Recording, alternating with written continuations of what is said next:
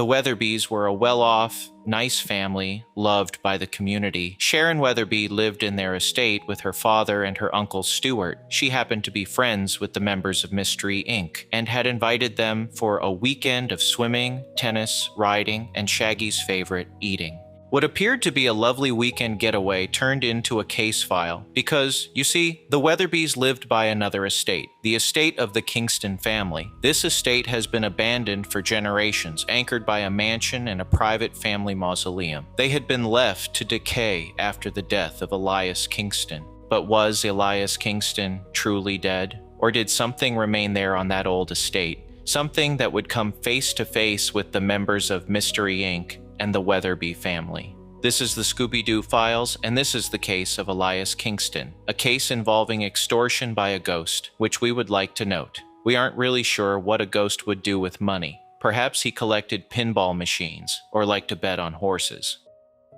As the gang drove there, they happened upon a strange sight, a man, almost seeming possessed, walking towards the Kingston estate. When they arrived to meet Sharon and her father, she informed them that they had been hearing strange sounds from the Kingston estate. Her uncle Stuart was also missing. Was he the man they saw?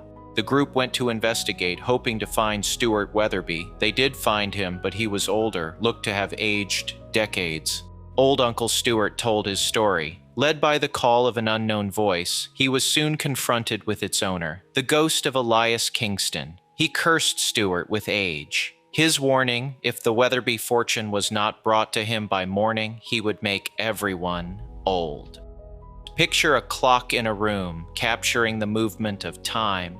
But then the clock moves faster, and with it, so does your reality. Mr. Weatherbe smartly chose to call the police, something that doesn't happen very often in these case files. However, the phone wasn't working. The gang volunteers to stay and watch over the family so Mr. Weatherbe could go acquire the sheriff. Freddy comes up with a plan, leaving Scooby-Doo in charge of watching over Uncle Stuart. The brave hound, of course, immediately fell asleep. Scooby awoke to find Uncle Stuart gone. He summoned the gang with a nearby trumpet. Not only was Stuart gone, but so was dear Sharon. The gang, with 5 people to watch over 2 people, somehow failed in spectacular fashion. Nobody knows what the rest of the gang was doing when the family members went missing. Did they just not care or something? Did Mystery Inc. want a mystery to solve? So they set up Scooby-Doo knowing he would fall asleep. These are the questions that keep us coming back to these cases. The gang explores the mansion. Shaggy brilliantly puts on roller skates, knowing if they do indeed see a ghost, he can escape quickly. This doesn't work out, as Shaggy gets surprised by a swift wind to the bum, skating himself into a shower. Scooby finds a fridge with a bone, but it doesn't belong to him. A bulldog confronts Scooby, the thief. Scooby cruelly traps the dog's head in a wooden bowl. The dog panics and runs right into Shaggy. Instead of hounding Scooby for this action, he is praised for helping the gang find their first clue. Why would a ghost need a watchdog, they asked. Then the next discovery, the skeleton of Uncle Stuart. The ghost confronts Mystery Inc. and warns them for the last time. The fortune or death. Scooby hides in a closet, placing a sign that says, "Out to lunch." The gang travels to the Kingston Mausoleum. They find fingerprints on the door handle. Ghosts wouldn't leave fingerprints. Freddy offers Scooby 4 Scooby snacks to investigate further, but before he can take them, Shaggy eats them first and enters the mausoleum. Later, it would be documented that Freddy wondered why Shaggy was so eager to eat dog food, but he had learned to accept it as a quirk instead of a flaw. Velma discovers a book called Crystallomacy, a book on how to use a crystal ball, the kind a fortune teller uses. The ghost locks the gang inside. Scooby and the gang discover a secret passage. The secret passage worked as a shortcut to the Weatherbe estate.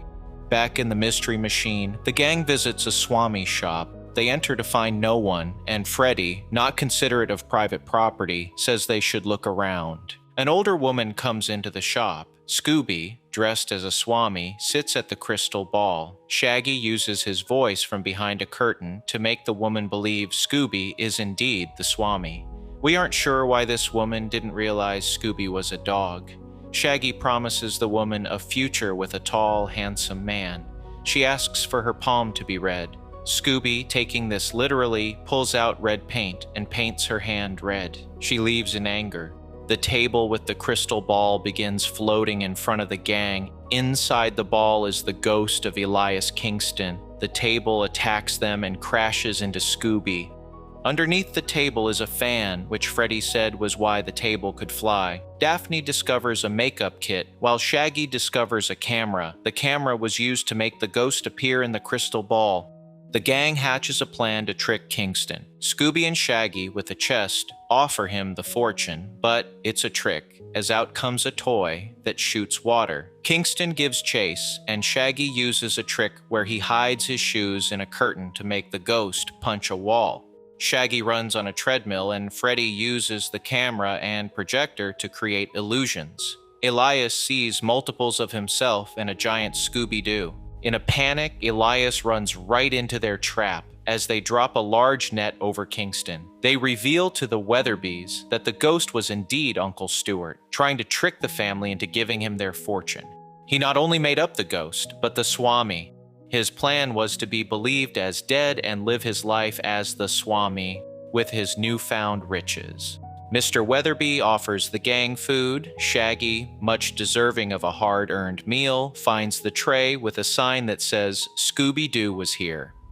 Scooby then appears, enjoying the food. We like to think this was revenge for eating Scooby's snacks from earlier.